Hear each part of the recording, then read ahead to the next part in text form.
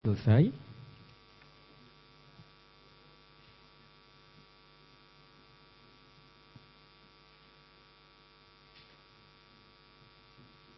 Yang sudah minta tolong panitia bisa kumpul. Iya, nggak usah tulis nama ya. Iya. Bagi yang belum boleh Ya, disilahkan jadi lanjutkan. tulis sebanyak-banyaknya deh. Apa yang Anda rasakan, apa yang Anda alami dalam memulai karir sebagai dosen.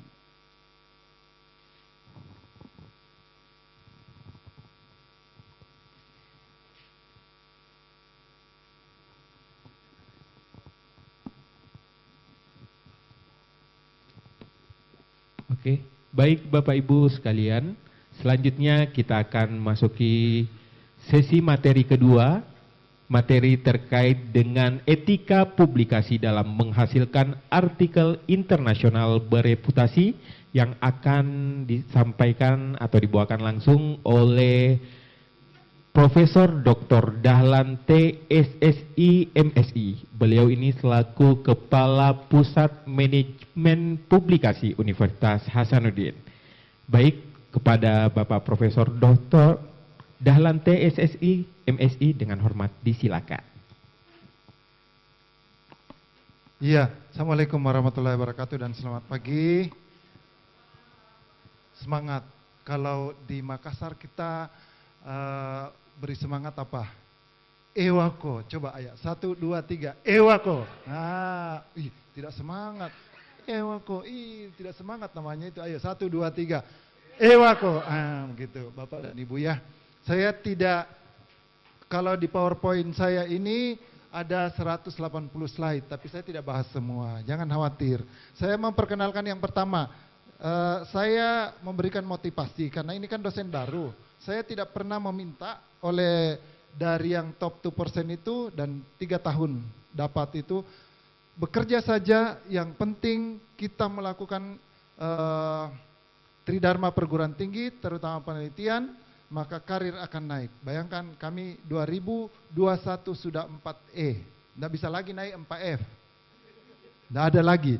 Jadi Bapak dan Ibu, kalau kita bekerja di akademik, banyak tawaran dari kami untuk kerja proyek di luar. Saya bilang, saya biar di akademik, insya Allah banyak datang rezeki. Dan betulan, kalau Bapak Ibu fokus di akademik, oh luar biasa. Coba mikali berapa 285 kali berapa reward per tahun. Tahun ini ada 6 paper kami di pending untuk tahun depan. Kenapa? Karena dia bilang pajak kita tahun lalu tambahannya 155 juta, maka kalau diberikan tahun ini maka jauh lebih besar lagi. Maka di pending SK-nya ke tahun depan. Saya bilang oke, tidak ada masalah, yang penting diberikan ke saya. Masalah kan? Nah, saya tidak membahas ini ya, cuma motivasi. Coba bayangkan 166 slide. Saya tidak bahas yang ini ya. Untuk apa dibahas untuk publikasi? Saya lihat muka-mukanya wajah-wajah sering publikasi. Tapi kali ini saya diberi tugas etika. Biasanya saya melatih berhari-hari dan ini PowerPoint saya tidak bisa dibagi karena hanya satu topik dari PPT saya ini yang akan dibahas kali ini. Dan itu ada di bagian bawah sekali. Di bagian bawah sekali tentang aturan-aturan yang ada di kementerian kita terkait dengan publikasi. Ya, bukan. Mana mulai? Di sini mulai. Oke. Itu sudah 130-an berapa baru mulai. Ya, di sini mulai. Sebenarnya ada aturan ya. Aduh, belum slideshow. Ya, ada aturan. Aturannya jelas. Peraturan Menteri Pendidikan Permendikbudristek nomor 39 tahun 2021 tentang integritas akademik dan dalam menghasilkan karya ilmiah. Ada aturannya. Nanti saya berikan contoh banyak sekali kasus di mana ketahuan itu, karena kan ini zaman AI, kelihatan sekali Bapak dan Ibu ini dari masuk sudah pakai AI, soal-soalnya juga menjawab soal kelihatan ya. Jadi nanti kami perlihatkan. Integritas akademik adalah komitmen dalam bentuk perbuatan berdasarkan nilai-nilai luhur dalam melaksanakan kegiatan tridharma perguruan tinggi. Ada banyak nilai-nilai luhur, tetapi ingat bahwa sebagai dosen adalah profesional ilmuwan dengan tugas utama mentransformasi, mengembangkan dan menyebarluaskan ilmu pengetahuan, teknologi, seni melalui pendidikan, penelitian dan pengabdian masyarakat. Nah, tugas Bapak Ibu itu ada di situ. Dosen adalah pendidik profesional. Jadi jangan berpikir tidak ada di sini bilang bisa proyek. Oh, boleh. Tidak ada di sini. Tapi tidak ada. Tapi kalau diperlukan keilmuannya silahkan. Cuma harus bisa mengatur waktu dan harus bisa ke sini penelitian, pendidikan, penelitian dan pengabdian kepada masyarakat. Sebagai dosen baru, Bapak Ibu harus tahu banyak pekerjaan di prodi yang dibebankan ke Bapak Ibu. Saya tahu akreditasi siapa yang susun? Baru ketawa. Akreditasi siapa yang susun? Pasti borang Bapak dan Ibu yang susunnya. Kami juga mulai dari awal. Tidak tidur itu sampai tengah malam untuk nyusun borang, untuk nyusun proposal pembukaan prodi S2, S3. Sudah kami lalui dan pengalaman itu banyak. Pengalaman mengajarkan apa? Kami bisa membuat kalimat, mengoreksi kalimat dan seterusnya. Dulu tidak ada AI Bapak dan Ibu. Internet, kalau mau internet kita ke warnet. Sekarang semua ada. Buat soal di sini saja, pakai voice malah, ya kan? Langsung dia bilang, oh iya. Terus mahasiswanya dilarang pakai AI. Tidak boleh dilarang. Cuma diatur penggunaannya. Oke, baik. Kemudian ada mahasiswa, ada sivitas akademik. Kemudian ada di sini karya ilmiah adalah karya tridharma dari sivitas akademik, baik itu mahasiswa maupun yang dosen tentu ya. Dan atau karya yang setara dalam bentuk tertulis atau bentuk lainnya yang telah dinilai atau dipublikasikan. Baik. Kita lihat apa nilai integritas akademik itu? Ada kejujuran, harus jujur. Tidak boleh menyembunyikan data, harus jujur. Dalam penelitian harus jujur. Dalam publikasi harus jujur. Dalam menghasilkan karya ilmiah ada kepercayaan. Itu yang akan dibaca orang lain. Kalau salah yang kita tulis, maka orang tidak akan percaya. Di dalam menulis, di metode gunanya harus detail. Untuk apa? Agar orang lain bisa duplikasi, bukan untuk dipublikasi ulang, tetapi dia akan mengextend untuk menemukan keilmuan baru. Jadi, maka kalau dia tidak bisa, maka dia tidak percaya. Ada keadilan, kehormatan, tanggung jawab, dan keteguhan hati.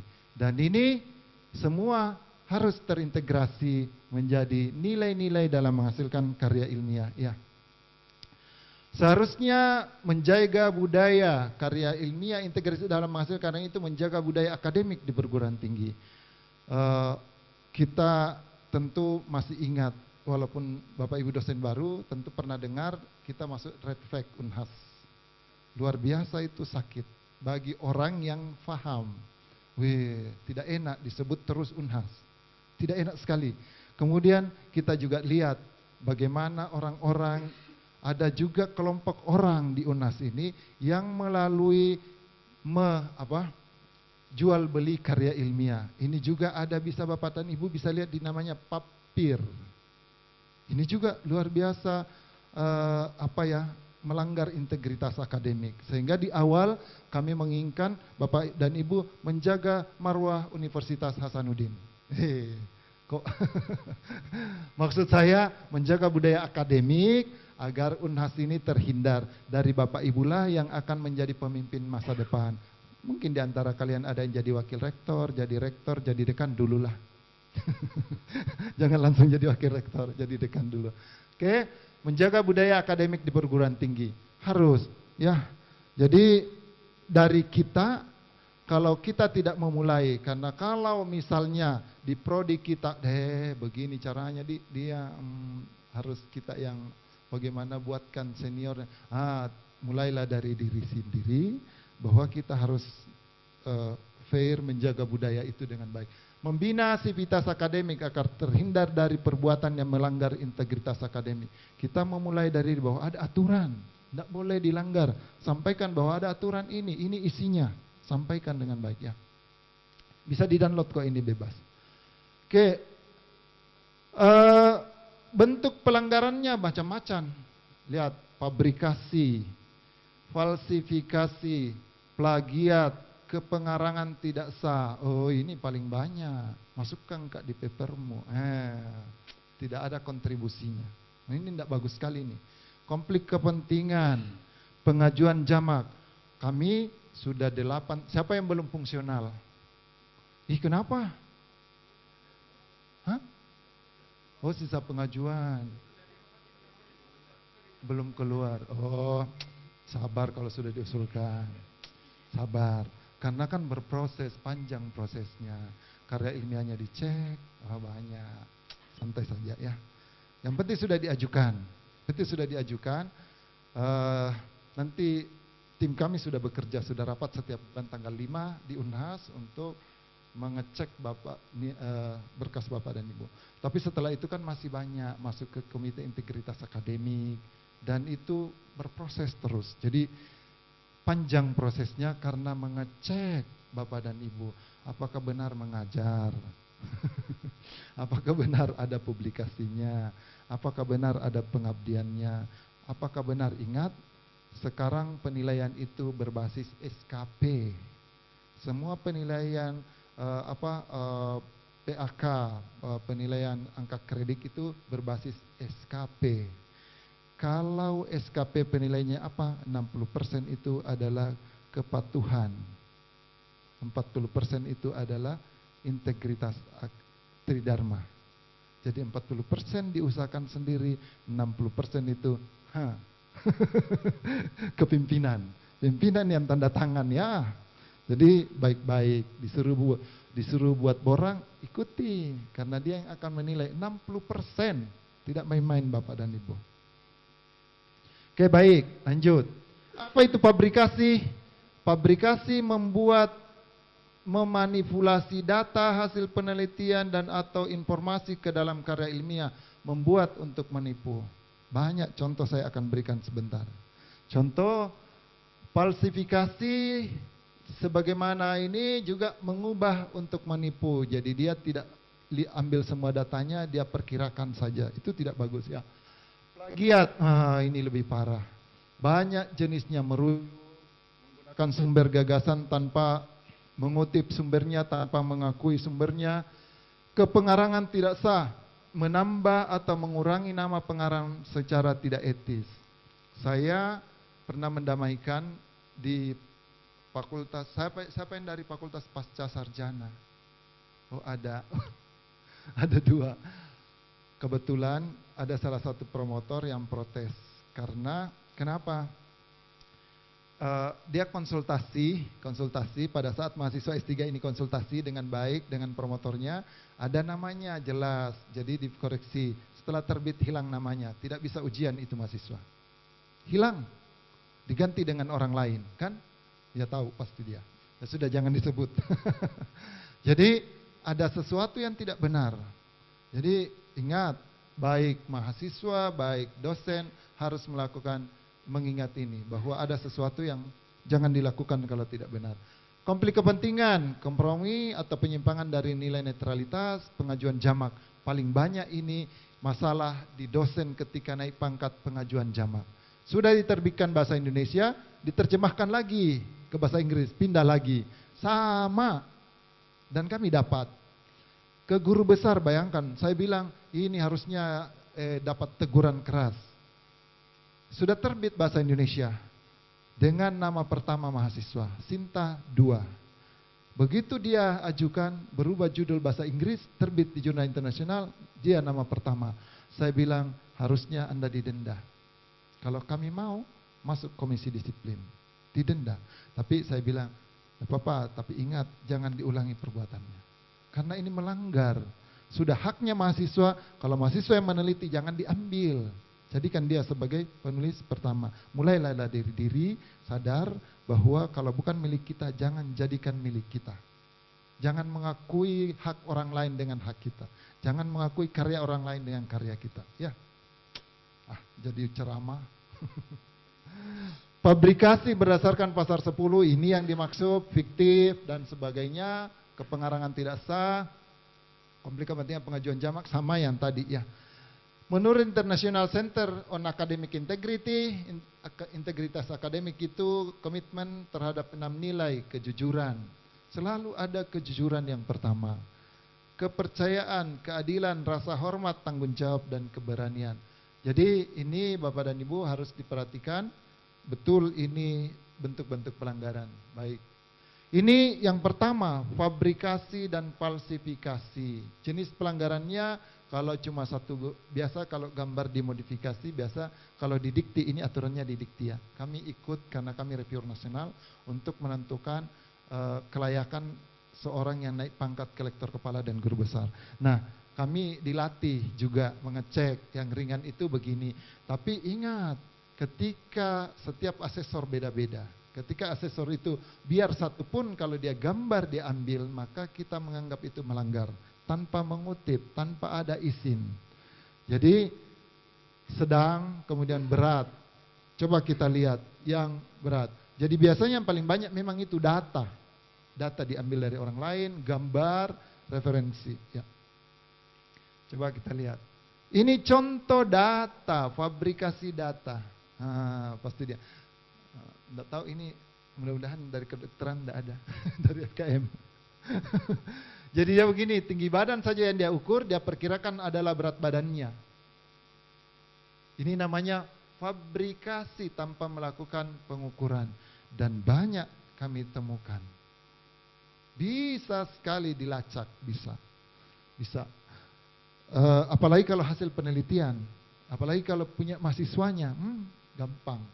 Ini dia ubah sebagian karena dia trennya tidak sesuai dengan yang dia inginkan, maka dia mengubah sebagian. Yang warna merah dia ubah.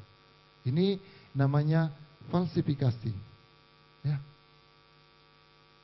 Baik, apa dampaknya? Oh, banyak. Withdraw. Ini di withdraw. Kemudian fabrikasi, falsifikasi gambar, ada 5 gambar bermasalah, ada penyimpangan yang luar biasa. Lihat. Gambar yang dia contek, gambar 1, 3B, 6B, 6A, dan seterusnya. Jadi banyak sekali yang dia, maka dari pihak penerbit pasti withdraw, retraction. Biasanya tidak langsung Bapak dan Ibu.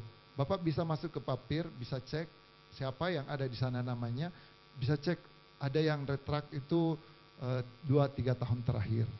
Untuk apa? Karena penerbit itu dia mengecek setelah 2 atau 3 tahun setelah terbit, baru dia putuskan. Dia tidak langsung. Kayaknya tegang sekali tadi pagi ya. Benar. Saya lihat aromanya Prof. Farida kalau begitu modelnya, pasti tegang. Ya, sangat, sangat. Sangat. Baguslah. Ya. Pagi-pagi kan? Daripada pagi-pagi, pasti sangat. Ya, dia orangnya disiplin. Baik, contoh pelanggaran lagi yang berikutnya bisa dilihat kalau dia referensi. Lihat ini, yang ini referensi, dan lihat human as user will always give meaning to relation between activities. Dia berikan referensi, padahal ini pernyataan umum. Penting? Tidak, karena dia mau menunjukkan bahwa saya punya publikasi sebelumnya. Dia citasi diri, melanggar.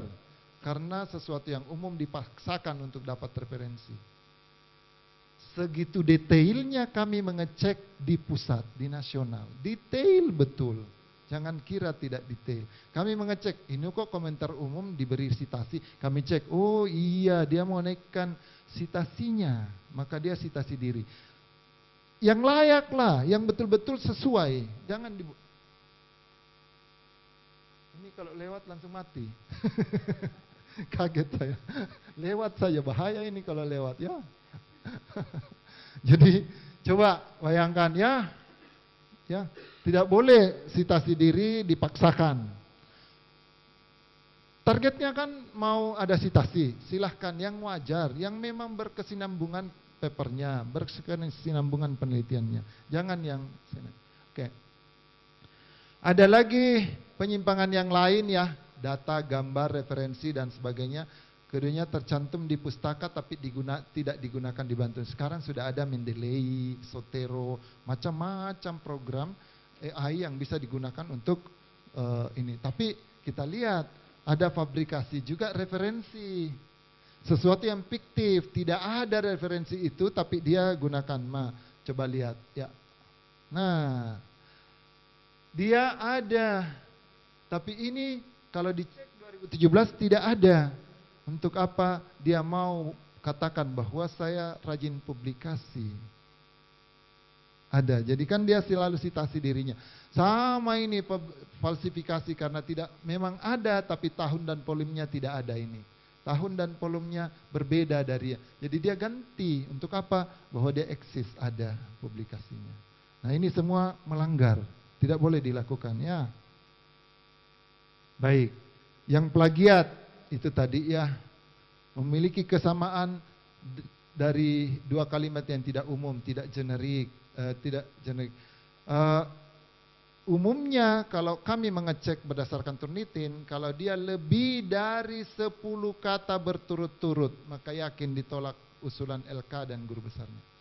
10 kata berturut-turut, maka dia bilang bisa jadi atur Turnitin. Iya bisa, tapi kami juga bisa menturnitin sendiri. Iya, silahkan. Langsung bertanya ya. Ya. Ya, enggak apa-apa, duduk juga bisa enggak apa-apa. Nanti saya duduk juga. Ya. Saya banyak menemukan Ya. tulisan-tulisan yang dipublikasi pada jurnal-jurnal yang dimiliki oleh fakultas. Ya. Itu mereka mensitasi daftar pustaka penulis yang lain, tetapi judulnya berbeda.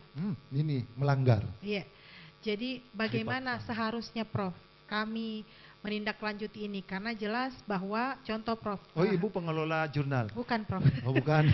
Saya bertanya karena terus terang ada jelas Ibu bertanya, bukan mengelola ya gitu. Lanjut. Karena ada standar seperti misalnya standar pada engineering Prof, dan itu tidak dipakai di Indonesia sebenarnya karena kita bukan based on British. Nah, British itu biasanya Malaysia, Singapura. Sedangkan dia mengcopy paste salah satu daftar pustaka dengan menggunakan British Standard, yang mana lokusnya adalah di Indonesia. Bagaimana sebaiknya kami menyikapi hal ini, karena terus terang yang di copy itu adalah daftar pustaka saya. Oh begitu. Begitu Prof. Ya, terima kasih Prof. Seharusnya begini, kalau tapi sudah terbit dan orang UNHAS yang menulis, sampaikan dengan jelas bahwa Anda melanggar. Tapi jangan di depan umum. Iya, caranya kan gampang tarik. Jangkit lagi citasi, nah tidak ada hubungannya penelitian tak. Bisa minta di retract karena kita yang protes sebagai orang yang disitasi yang tidak sesuai. Iya, oh bisa di jurnalnya, bisa kita kontak jurnalnya dalam bentuk protes. Iya, pasti di withdraw nanti karena sudah ada yang protes. Bisa.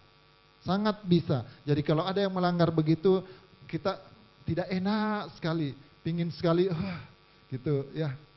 Jadi bisa dilakukan macam-macam. Kalau tidak mau berinteraksi dengan penulis, tidak apa-apa. Lakukan yang kedua. Tapi kalau bisa berinteraksi kan mencegah berikutnya, jangan lakukan, begitu ya. Tapi kalau Ibu berinteraksi dengan publisher jurnal, maka tidak ada interaksi dengan temannya, maka tidak ada yang bisa menghentikannya. Jadi harus berperan Bapak dan Ibu sebagai dosen muda, harus lihat, oh tidak boleh begini, tapi jangan di depan umum. Apalagi senior yang ditegur, wah pasti tidak bisa ditegur senior ya. Ada caranya. Kalau kami ada caranya, buat dia bergantung ke kami, Pak jangan begini nah. Saya biasanya begini, saya biasanya ada bimbingan, saya cerita, ada bimbingan saya S2, di awal dia buat tulisan, kami cek, saya masuk, saya bilang, saya tanya, ini benar tulisanmu, karena dia buat paper review, buat benar tulisanmu, dia bilang, iya, oke, baik, pulang ya, minggu depan datang lagi, tapi saya pikir baik-baik apa benar tulisanmu atau bukan. Karena kami bisa mengecek. Di online gampang sekali dicek. Dia terjemahkan. Oke. Benar bukan tulisanmu? Benarkah ini tulisanmu? Dia bilang, minggu depannya datang lagi. Ketiga kalinya dia bilang, pulang, minggu depan datang lagi ya. Ketiga kalinya dia datang, saya bilang, sekarang saya tegas, ini tulisanmu apa bukan? Dia bilang, tulisan saya. Oke, baik. Kamu ganti pembimbing, pindah. Tidak ada alasan, pindah. Karena saya tidak mau orang yang tidak jujur. Seandainya dia katakan memang saya copy, maka saya perbaiki. Saya bilang jangan, tidak boleh mengcopy. Harus ganti berdasarkan idemu. Tapi karena dia menyampaikan, iya tulisan saya. Kenapa sih masih muda? Masya Allah anak-anak, betul-betul. Jadi menggabungkan diri ada ini di pasal 10 ya. Kepengarangan tidak sah, ini juga banyak sekali di Unhas. Hampir semua fakultas yang kami datangi ada saja yang komplain. Ada yang komplain. Pak, penguji dia, tapi dia minta dimasukkan namanya. Dia, tapi minta dimasukkan namanya. Saya bilang, apa kontribusinya? Perjelas, harus ada kontribusinya. Karena kita akan mengisi outdoor contribution. Apa kontribusi kita? Ya. Jangan sampai kita mau mulai dari situ dengan berbohong ya. Tidak boleh. Oke. Ini pengajuan jamak, banyak juga kita bisa lihat. Ini kasus pengajuan jamak. Judulnya sama tapi terbit di jurnal yang berbeda. Judulnya sama persis. Apa solusinya? Minta maaf ke penerbit salah satunya, baru diminta di withdraw. Minta dikeluarkan. Jadi ini sama terbit tetapi di jurnal yang berbeda. Berikutnya lagi bisa sama terbit di jurnal yang berbeda tetapi dalam sama-sama bahasa Inggris. Sama persis. Jurnal Pendidikan Humaniora ini terbit, ini International Journal of English Literature and Social Sciences, sama. Dia pikir kalau dia mengajukan pangkat biar asisten ahli, kalau kami dapat tidak bisa. Kalau kami dapat, ada syaratnya kalau kami dapat. Kalau tidak didapat ya lolos. Tapi umumnya kami dapat. Masalah saja di dalam penulisan banyak sekali ya. Baik. Sekarang kita ke ini. Atau ada yang ditanyakan dulu terkait undang-undang tadi? Tidak ada, mengantuk semua kayaknya ya. Habis tegang tadi pagi, akhirnya baru rileks ya. Oke, baik. Perlu diingat, isu penggunaan AI plagiarism. Tinggi sekali. Kemarin ada dokter yang datang konsul ke kami, dia baru mau submit tapi dia bingung, dia cek dengan similarity index itu 67%. Saya bilang memang tulisan tak ini atau tulisan AI. Dia bilang, ya kan sekarang zaman AI, gue bilang iya boleh, tapi kontrol harus ada di kita, bukan di orang lain, bukan di AI. Kontrolnya ada di kita. Terus saya tanya, bagaimana bisa sampai tinggi similarity-nya? Sebelum dimasukkan, kan dia minta perbaiki ya. Dia minta reduce jumlah kata, karena dari penerbit minta di reduce jumlah kata dari berapa? 6.000 ke 4.000, saya lupa. Terus dia masukkan ke ChatGPT. Minta di reduce satu file. Saya bilang, iya, ChatGPT hati-hati. Biar premium tertinggal di dalam. Akan terekam. Sehingga harus hati-hati, ChatGPT oke untuk brainstorming. Dapat ide, dapat apa, tapi untuk mengedit, untuk memperbaiki, meningkatkan kualitas manuskrip, kami tidak sarankan, karena pasti similarity-nya tinggi. Pakai AI yang lain, banyak. Perplexity, Hyperwrite, Gemini AI, ini semua bagus, tidak tertinggal. Apalagi Paperpole, kan ada langganannya Unhas ya. Jadi ini kemudian tidak kelihatan lagi yang mana pemikirannya dosen atau bukan. Tidak kelihatan. Kalau kami dulu ya masih ke perpustakaan, masih rasakan itu. Dan kelihatan ini adalah kita yang berpikir. Credibility, nanti lihat ya credibility, reputasi yang terkompromi. Baik, terbit, apa tulisannya, begitu kalau semangat mengcopy luar biasa, maka apa yang terjadi? Coba baca. Di salah satu paragrafnya tertulis.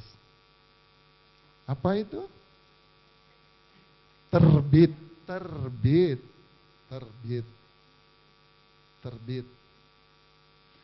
Jangki. Oke, sudah lihat ya? Begitu semangat mengcopy dari AI luar biasa dari.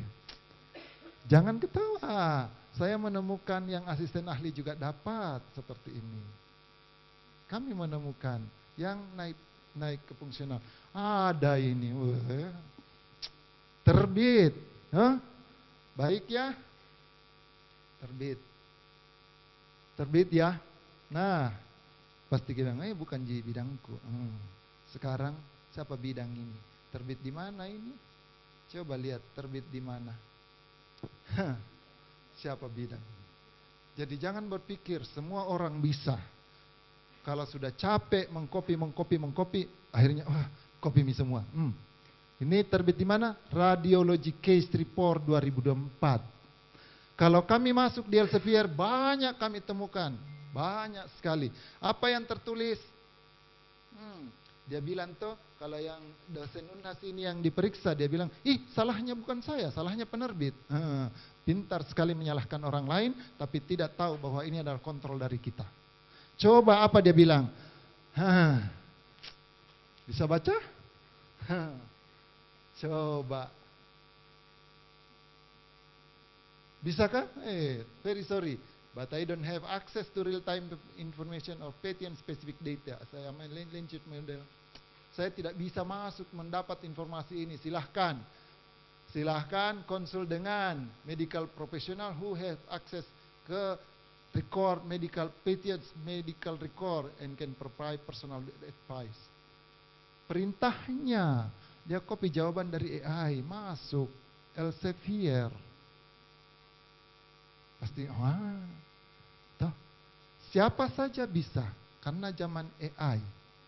Siapa saja bisa lengah. Pasti, apa yang harus diperbaiki?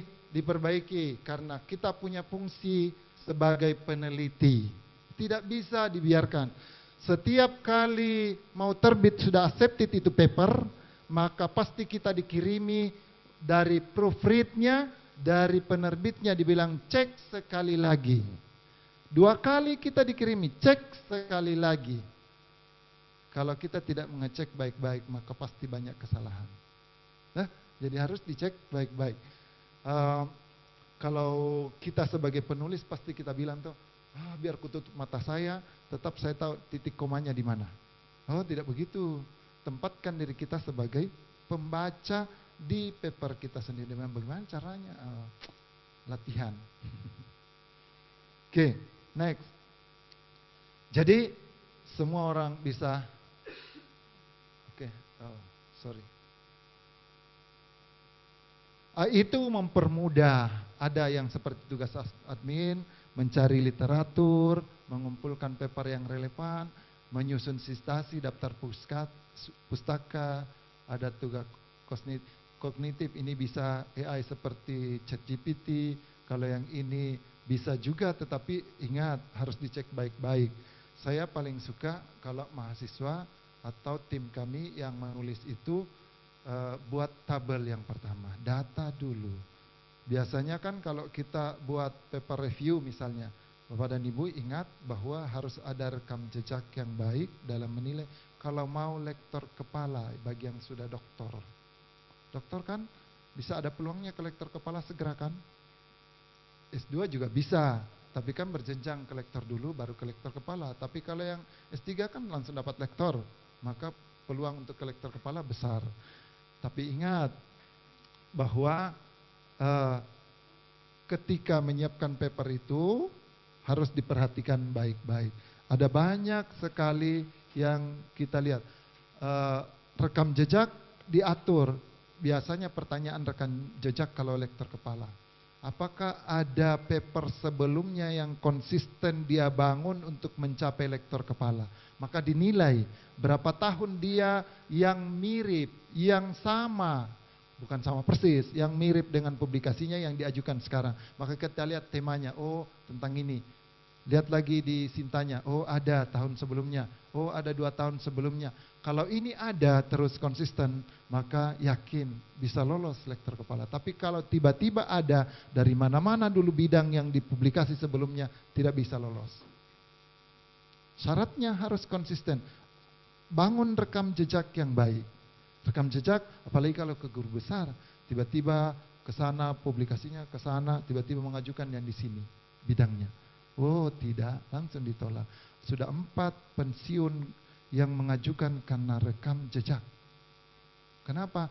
Karena dia tidak bangun rekam jejak. Banyak publikasinya tadi tidak relevan dengan yang dia usulkan sebagai jurnal kunci. Jadi harus bangun rekam jejak yang baik. Bagaimana membangun publikasi yang sesuai? Jangan kemana-mana dulu, ya. Karena kalian akan mau naik pangkat. Tugas teknis, menerjemah, mengedit, tugas evaluatif, dan seterusnya. Oke, baik. Perlu kritis, karena kita zaman AI, menelaah hasil AI.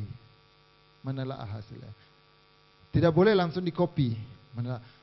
Yang tidak bagus di AI, tidak ada flow antar paragraf. Oh, tidak bisa dia buat flow antar paragraf. Biar dia buatkan bagus sekali. Masih perlu diedit. Yang tanggung jawab siapa? Kita. Maka harus menelaah. Perlu kritis terhadap mengecek validitas informasi. Saya sangat senang ketika mahasiswa S2 kami, S3, itu saya minta dia buat paper review. Paper review tugasnya, saya pertama minta tabel dari data-data yang ada di paper dan harus ada nilai di dalamnya. AI sangat tidak teliti ketika ada nilai di dalam. Misalnya efisiensi, maka saya biasanya langsung tabel dia berikan, maka saya klik referensi yang ini. Saya mau mengecek kenapa ini ada 0,2. Dia cek di mana angka itu muncul dari referensi. AI sering sekali salah. AI sering sekali salah. Kami sudah mencoba banyak AI. Semua hampir ada kesalahan. Apalagi ChatGPT bagus. Menurut kita, kalau Anda tidak terbiasa baca jurnal, maka menurut persepsi kita baguskan ChatGPT. Tapi kalau Anda terbiasa dengan baca jurnal yang hasil yang terbit di bidang kita masing-masing, oh, jeleknya pale. Dan banyak sekali angka. Jadi kalau mau mengecek, minta AI itu buat tabel dan salah satunya adalah angka di dalam. Dari paper yang misalnya 10 dimasukkan. 10 yang sudah di-download, buat dalam satu file, upload ke AI, minta nilai yang ada. Tapi jangan minta nilai kalau memang tidak ada nilai dibahas di dalam. Cek dulu di abstraknya, oh ada angka. Nah, minta, buatkan saya tabel, kolom 1 apa, kolom 2, ini angka. Nanti Bapak dan Ibu bisa mengecek salah satu di referensi itu. Tidak ketemu angkanya. Sering kami. Identifikasi error. Seperti tadi. Error itu error. Karena copy paste langsung. Banyak. Kalau di kami, kalau bahasa misalnya sifat listrik. Maka kalau di kami electrical properties. Jelas itu. Tapi kalau bahasa AI, dia bilang electrical integrity. Salah bagi kami. Jadi ada bahasa di Bapak dan Ibu buat konsisten. Konsistensi harus. Maka kami langsung mengganti. Ganti harus diganti. Tidak bisa integrity kalau electrical sifat listrik misalnya. Tidak bisa juga electrical behavior. Tidak bisa di bidang kami. Pasti di reject. Jadi harus melihat identifikasi errornya, mengecek konsistensinya. Ya. Serius sekali kulihat atau mengantuk atau saya lihat wajah-wajah lelah tadi pagi. Serius sekali. Ayo, terlalu apa? Terlalu daging materinya. Oh enggak, santai saya ini enggak. Santai betul. Atau mengantuk ya. Ayo, ada yang bertanya dulu, ada yang bertanya? Saya akhiri, kalau tidak ada yang bertanya berhenti saya. Oh iya, silakan. Izin Prof, terima kasih sebelumnya. Saya dari Fakultas Ilmu Kelautan dan Perikanan. Mungkin ini sampai ke Prof JJ ini, rektor. Ya. Mungkin saya ada 2 pertanyaan, Prof. Ya. Yang pertama itu lebih ke bahan ajar. Ya.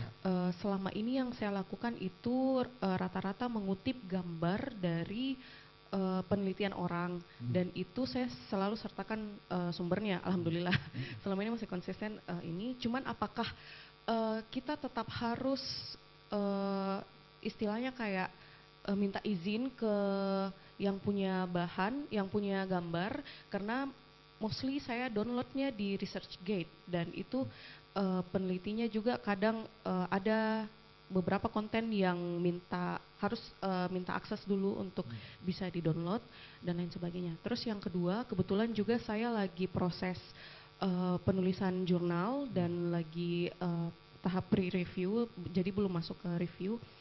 Tapi saya merasa ada beberapa, ternyata setelah saya baca lagi, ada beberapa konten dari jurnal saya itu yang saya mau perbaiki. Gitu. Apakah itu dapat dilakukan ketika saya submit kembali ke publisher atau bagaimana, Prof? Iya, jadi bagus ya pertanyaannya. Apakah harus minta izin kalau digunakan untuk bahan ajar ya? Terbit bahan ajarnya dalam bentuk buku atau tidak? Belum. Ada pernah satu kasus, Prof, mahasiswa, karena kan kami mengupload di Sikola, ternyata mahasiswanya itu men-share bahan ajar dosen tersebut ke entah itu ke skrip atau yang lain. Nah, jadi takutnya seperti itu kejadiannya. Jadi kalau ada 2 cara minta izin. Ada yang pernah dapat copyright kalau mengambil gambar? Ada yang pernah coba? Sudah pernah. Kutip langsung. Kalau gambar diambil maka harus minta izin. Minta izinnya ada 2. Bisa ke penulis langsung, bisa juga ke publisher. Saya berikan contoh ya. Jadinya lain ini. Lain undang-undang dibahas. Jadi Tidak apa-apa ya.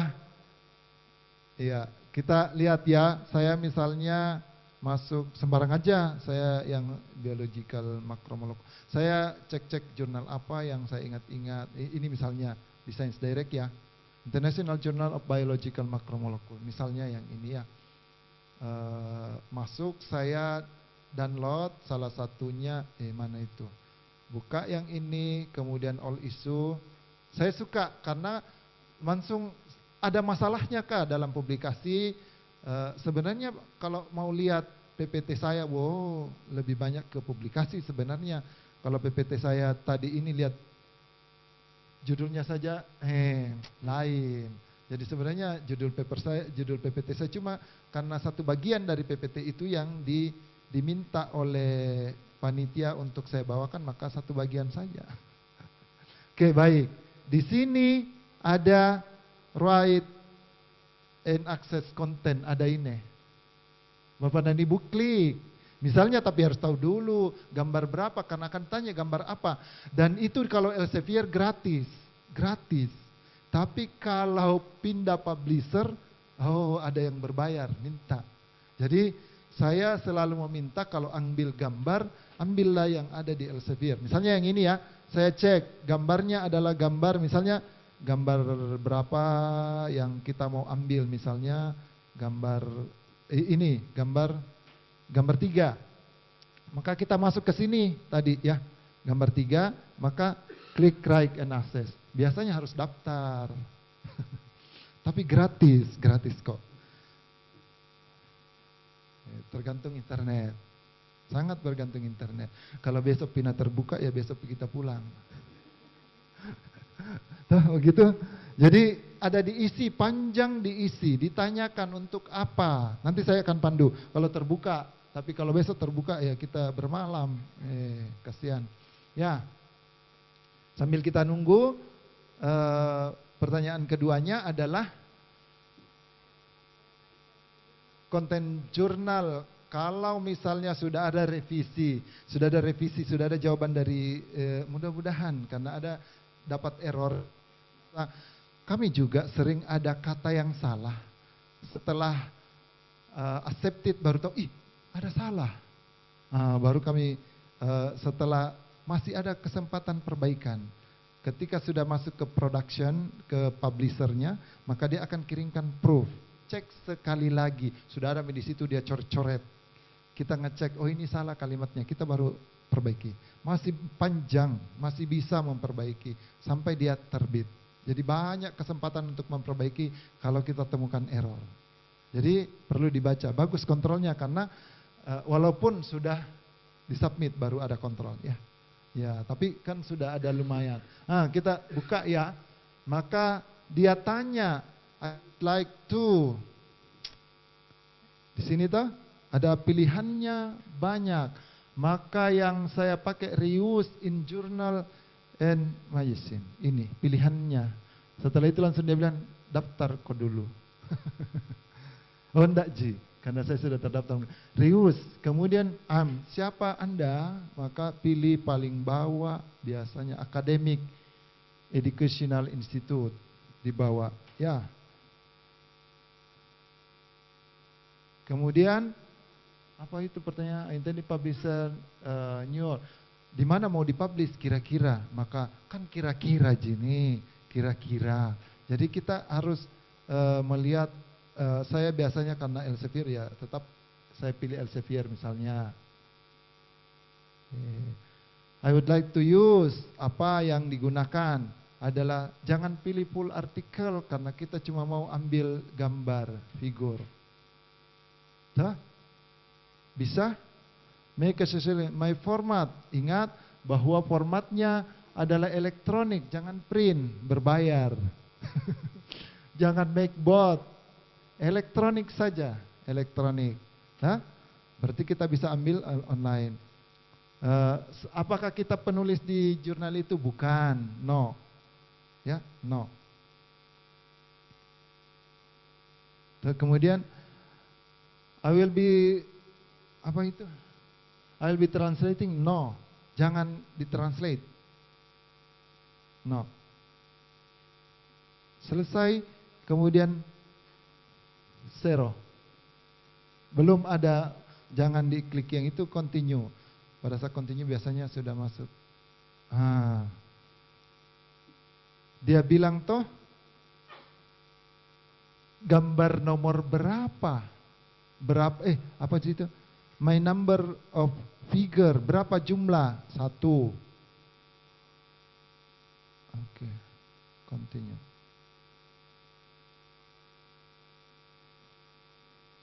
Apa lagi? Tidak ada. Kenapa? Apa dia bilang?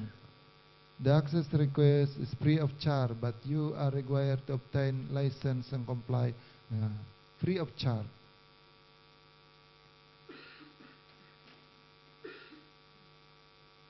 Oh, harus daftar. Kami sudah terdaftar, otomatis. Maka dia tanya, ini judul-judulnya mau buat judul baru atau apa? Kira-kira saja. Setelah itu masukkan judul baru, misalnya New World. Dimasukkan saja judul barunya. Baru diisi yang ini, apa judul baru yang mau ditulis. Siapa lead authornya? Tulis saja dirinya. Kemudian target jurnalnya di jurnal apa? Setelah itu kira-kira publish kapan? Dikira-kira saja. 2006. Kemudian continue, dapat nih license. Ada nomor license-nya. Dapat nomor license. Itu bisa dipakai. Diletakkan di referensi dari gambar itu di bawahnya license number, copyright Elsevier. Ya. Oke? Bisa? Oke. Bagaimana kalau dia di paper? Oh, banyak caranya. Bagaimana kalau dia di paper? Kalau misalnya bagaimana modelnya kalau saya mensitasi kalau saya sudah ada copyright?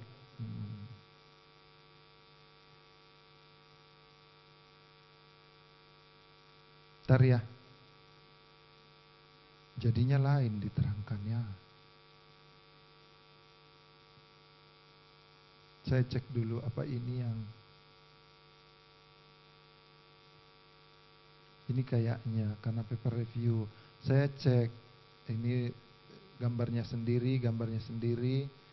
Ada yang dia gambarnya sendiri. Ada di situ, coba bisa lihat contohnya. Reproduce. Ini kita tulis seperti ini. Reproduce with permission, with license number from,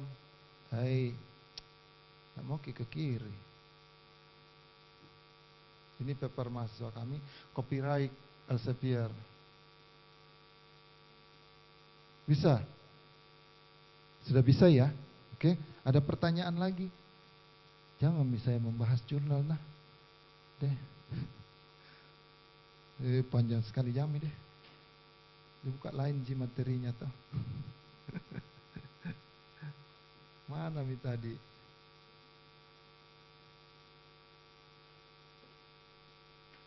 Silakan bertanya kalau ada, biar tentang jurnal, enggak apa-apa. Siapa tahu mau jadi bagaimana triknya bertanya, silahkan. Oke, kita sudah di sini tadi ya. Sudah mau berakhir sebenarnya. Ya. Izin Prof, Iya, mau bertanya. silahkan. Terima kasih Prof atas kesempatannya. Perkenalkan, nama saya Fadila dari Sekolah Pasca Sarjana. Ya. Saya ingin bertanya Prof tentang tadi Prof menyatakan bahwa untuk menunjang jabatan khususnya kenaikan pangkat begitu Prof, harusnya dari awal kajiannya kita on the track. Ya. Jangan tahun ini A, B, berikutnya seterusnya C, jadi tidak on the track. Nah, beberapa waktu lalu tuh saya dengar, tapi itu sekilas dan sampai sekarang saya masih bingung juga apa maksudnya, bahwa dalam penentuan bidang kajian katanya itu ada nomenklatur Prof atau bagaimana Pak? Saya juga kurang paham.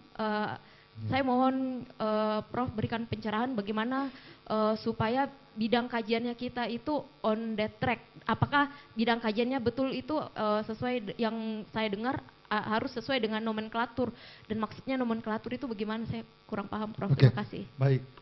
Sudah S2, S3? S3 Prof. Sudah S3. Oke. Yang dicek untuk konsistensi di S3 ya, karena sudah S3 kan, kami mengeceknya bagaimana, apa tugas akhir, kan diupload itu abstrak disertasi dan itu semuanya diupload. Maka kami mengecek bahwa yang dikaji si A ini adalah ini. Kami mengecek lagi mata kuliahnya konsisten dengan pengajarannya, dengan ini on the track, benar. Dia memang bidangnya yang itu dia usulkan sesuai dengan pengajarannya, sesuai dengan S3-nya, maka kami cek lagi publikasinya cocok enggak. Itu yang dimaksud. Ya. Jadi kalau bilang ada nomenklatur sebenarnya diputuskan di prodi. Tidak ada itu. Coba bayangkan kalau tidak ada di Prof Farida tuh. Ilmu hukum. Kalau dia bilang hukum perairan, satu orang dia bisa profesor di situ. Tidak boleh kan dua? Kan bisa. Perairan darat, maksudnya danau. Hukum perairan pantai kan bisa. Dibagi lebih spesifik. Kedokteran, lebih parah. THT, satu itu. Satu THT yang bisa profesor, tapi berapa profesornya THT? Dibagi lebih spesifik. Saya tidak tahu bahwa hidung kanan, hidung kiri tidak tahu. Maaf, harus bagaimana. Jadi saya tidak tahu, pokoknya kalau saya baca dari kedokteran tuh, spesifiknya ini, apa ini maksudnya? Oh THT ujungnya, oh ini THT juga, ini THT. Jadi banyak, kan dalam satu departemen banyak sekali.